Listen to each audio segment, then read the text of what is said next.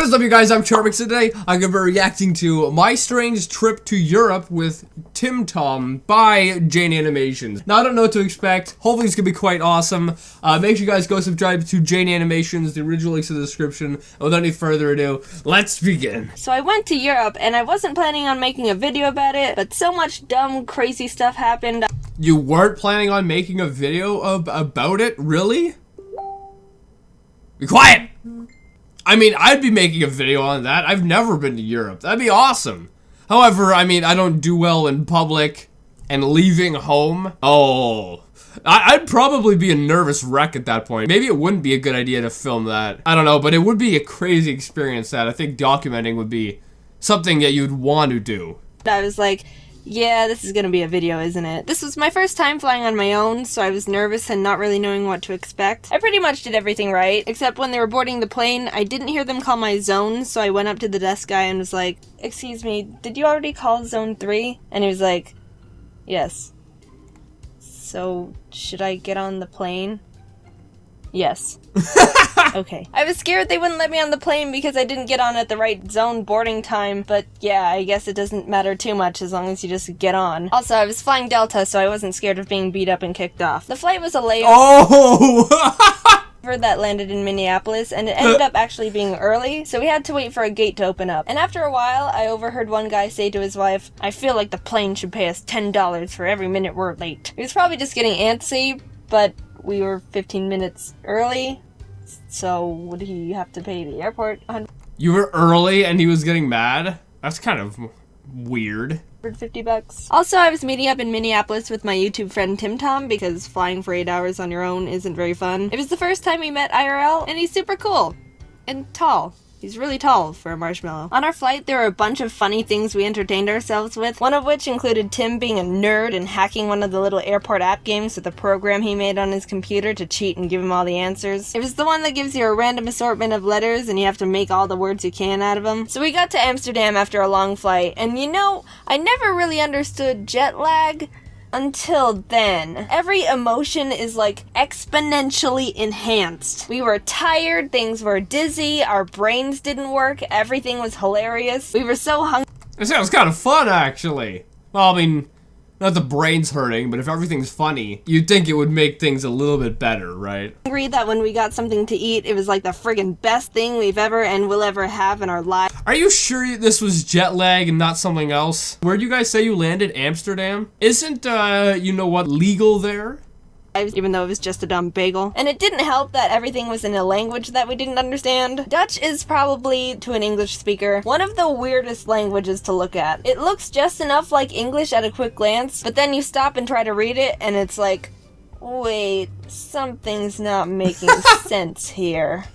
What are you even trying to communicate here? It looks like— Yeah, it does. It looks exactly like English, except for someone just started bashing a keyboard. That's awesome. a 2-year-old just smacked a keyboard a bunch of times. Hey, now here's the story that'll live on in infamy. The rice cooker incident. So to try and save money and think ahead, I decided to buy a travel rice cooker to be able to make some quick meals in the hotel room in case we can't find food sometime during the trip. We picked up a few groceries, and when we got back to the room, we realized the hotel didn't give us anything. There wasn't a fridge, there wasn't water, we didn't have a chair, the frickin' shower didn't even have— You didn't have a chair? You didn't have a What kind of hotel did you guys stay in? You didn't have a chair. A chair. You could go to like one of those places that sell used furniture and stuff and get a chair for like $5 or something. This hotel didn't have a chair in it? That is hard to believe.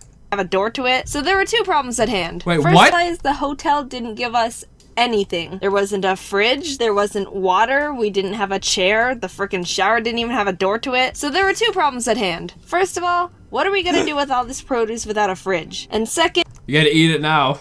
how are we gonna prepare it? We started trying to get innovative and think of things in the room we could cut produce with. What if we sharpen our credit cards? But we ended up going down to the lobby and stealing a butter knife. I don't know how people can rob banks and jewelry stores, dude, because taking that butter knife was enough to make me break into a nervous sweat. And literally, no one cared if it was gone. It's probably a bit of a time saver for them because it's one less stitch to clean. We got back to the room without being caught because we're master heist planners, but noticed wait, we don't have anything to cut stuff on. So then we had to be even more resourceful. There was no... Oh, that's right, there's no chair, so I assume there's no desk, because if you had a desk, you'd have a chair to sit at. What kind of hotel is this? What are they doing over there in Amsterdam? And use a tour guide coupon booklet they gave us as a makeshift cutting board. It was the most scrappy, sad kitchen setup probably ever. Wait, so they gave you a table? Because that's what you were cutting it on. I mean, if they gave you a table, you just clean the table first and then cut on the table. Tim tweeted a picture of it. Yeah, you Sorry, do have a Gordon table. Ramsay. Some people probably would have given up at this point and said it wasn't worth it, but it was too late to go back. We stole for this meal. We were in too deep. After laboring for way too long over cutting onions and peppers with a dull butter knife on a soggy tour guide that got shredded paper on everything, it was finally time to plug in the rice cooker and make everything worth it. We put all the ingredients in the cooker, plugged it into the wall, and all the power went out. Uh-oh. What? We blew the room's fuse. The little rice cooker was too powerful for Europe, I guess. Tim and I shuffled down to the front desk and were like, so, all our lights went out, and yeah. They were really apologetic, even though we were kind of the ones who stole a butter knife from them and used it to blow their room fuse, and ended up transferring us to one of their comfort suites. At first... A comfort suite. So that's like top of the line stuff, right? I don't know, I don't leave the house. But it sounds as if it's top of the line. So you'd think they would have a kitchen or something, right?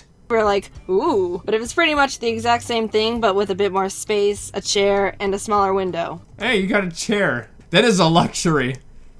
And still no door to the shower. Also, life hack? Use a tiny rice cooker to blow a hotel fuse and get transferred to a comfort suite for free. After all that, we were definitely not gonna risk blowing another fuse, so we had to get rid of the evidence by flushing the ingredients down the toilet. What? We didn't deserve to be in that hotel. Our only other option, other than just starving to death, was trying to find random food places on our own. It was my job. What do you mean you didn't deserve to be in that hotel? I don't think the hotel deserved to have you guys in it. Like, you telling me they don't have a friggin' mini fridge?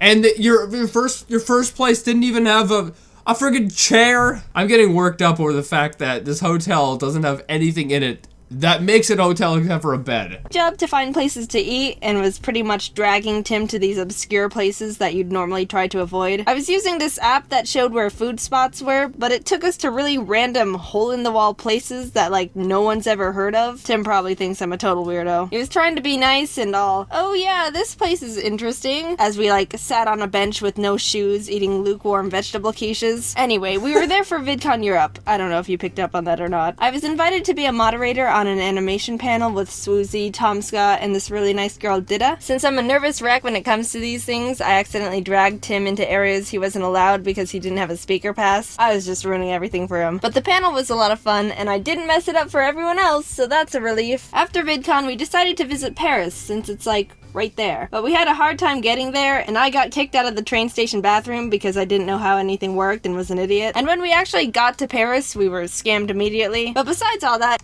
Really? You're... Really? I want to hear that story. I want to hear that story, how you were scammed as soon as you got to Paris. It was great. Paris is, like, way prettier than you would think. Like, everything's so pretty, it looks fake. But it's not. Because it's Paris. While we were walking to the Eiffel Tower, there was this sketchy street lady who was playing this cup game with tourists. We were watching... Oh boy, that's a scam right there. The cup game, that's a classic scam. That's like one of the oldest scams in the book. I don't know if I'd say it's a scam, but they're so good at doing the cup swapping around that it should be considered one. Watching her for a bit, and then she looks up to me and goes, "You play." And I was like, no. Oh god, confrontation. And then she said some gibberish and just handed me €100 and was like, "Your money." What? Your money. My money?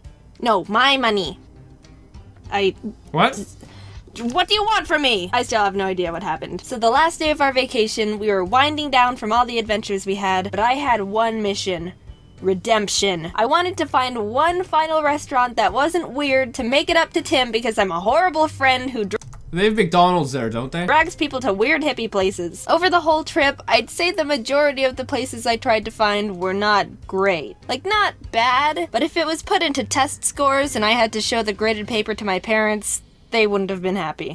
Don't they have like Yelp reviews or Google reviews or something where you can go and see what other people think of the restaurant before visiting it. I mean, that might help you make better decisions. I sifted through the app for way too long, focusing harder than any average person should have. I just wanted a normal place. This was my last chance. The standards were already low. It literally just had to not be weird. I pick one out. We walk over to it, and as soon as we step 1 foot into the place, a lady comes up to us and goes, "We only have 2 meals left. Sit down and we'll make them for you."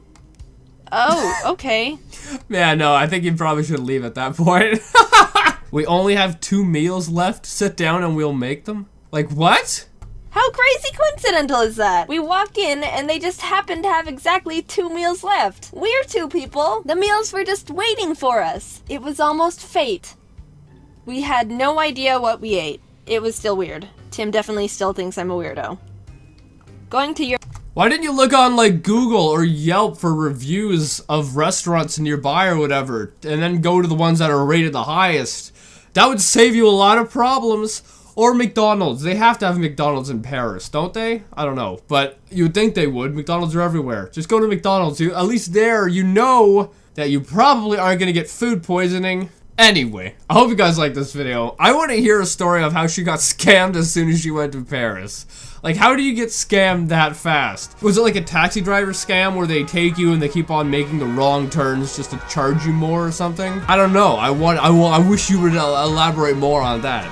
But anyway, if you guys like this, give it a thumbs up, plus we share with our new videos, subscribe to join the family. Also, make sure you guys go subscribe to Jane Animations. And that being said, see you guys next time.